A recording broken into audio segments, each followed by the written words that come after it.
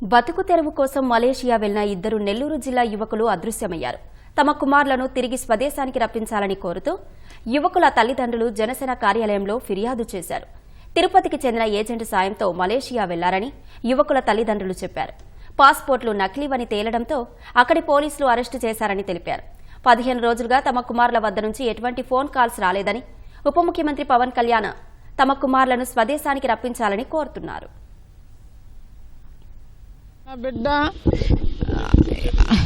మలేసాకి బతుకు తిరిగి కోసమని పోయిండు. వాటిల్లో పనిచేస్తుంటే పోలీసు వాళ్ళు వచ్చి పట్టుకొని పోయారంటున్నా. ఆ బిడ్డ ఎక్కడుండేది తెలియదన్నా. మా మద్దు కొడుకు ముందు పోయాడు, ఆ అబ్బాయి ఉండడని చెప్పని ఈ ఇంట్లో కూడా పంపించాడు. అది పర్మిట్ లేదని పోలీసు వాళ్ళు వచ్చి పట్టుకొని పోయారు. ఇప్పుడు 15 రోజుల నుంచి ఫోను లేదు, ఏమి లేదు. నా బిడ్డలు ఎక్కడుండేది కూడా తెలియదన్నా. నా కొడుకు పేరు సింహాద్రి, మా మద్ది కొడుకు పేరు పవన్ అన్న. ఇద్దరిని తీసుకెళ్ళిపోయారన్న. ఎక్కడుండేది తెలియదు, ఏమైపోయారో తెలియదు.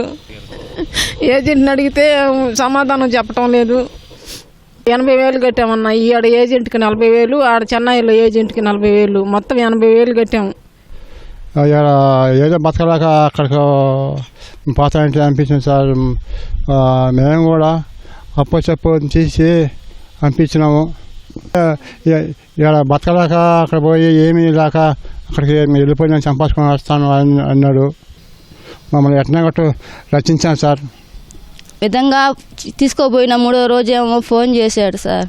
ఫోన్ చేసి ఒక మాటే మాట్లాడు అమ్మలతో, మమ్మల్ని తీసుకోబోండి త్వరగా, మమ్మల్ని విధంగా తీసుకోబోయారు అని చెప్పాడు. అంతే. మళ్ళీ మాకు ఫోన్లే ఏమి మేము ఫోన్ చేస్తుండే కానీ ఎత్తడం లేదు. వాళ్ళు ఏమయ్యారని కూడా మాకు తెలియదు సార్. అది 15 రోజుల దాకా అయిపోతుంది సార్. పవన్ సార్ మమ్మల్ని గుర్తించి మా బాధలు తెలుసుకొని మాకు న్యాయం చేస్తాడని మేము చెప్తున్నాం మీడియా ముందుకు వచ్చి.